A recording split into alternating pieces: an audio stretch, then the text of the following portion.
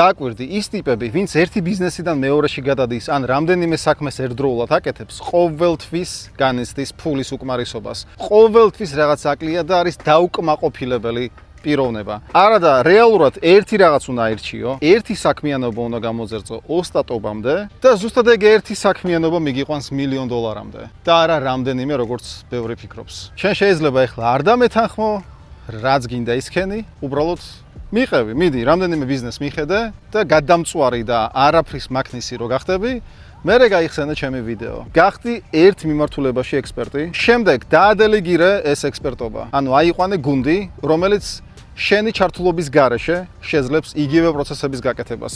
და მესამე ნაბიჯი, გადი მასშტაბზე. ანუ გადაიღე უფრო მეტი ვიდეო სოციალური ქსელებისთვის, გაზარდე შენი გამომწერების რაოდენობა, ჩადე უფრო მეტი ბიუჯეტი ფასიან რეკლამაში და ზუსტად ეს სამი ნაბიჯი შენ გახდის ძალიან წარმატებულს. მაგრამ ამ ყველაფერს აზრი ეკარგება თუ არ იცი გამყიდველი ვიდეოების შექმნა სოციალურ ქსელებში, რომელიც იზიდავს შენს ბიზნესში მიზნობრივ და მსყიდველ თუნარიან აუდიტორიას. და თუ მზად ხარ მიხედო კონტენტ მარკეტინგს და შენი ვიდეოები ცარიელ ნახვებს არ აგროვებდეს, არამედ მოყავდეს ზუსტად ის ხალხი, რომელიც სჭირდება შენს ბიზნესს, მომწერე პირადში და გავისაუბროთ.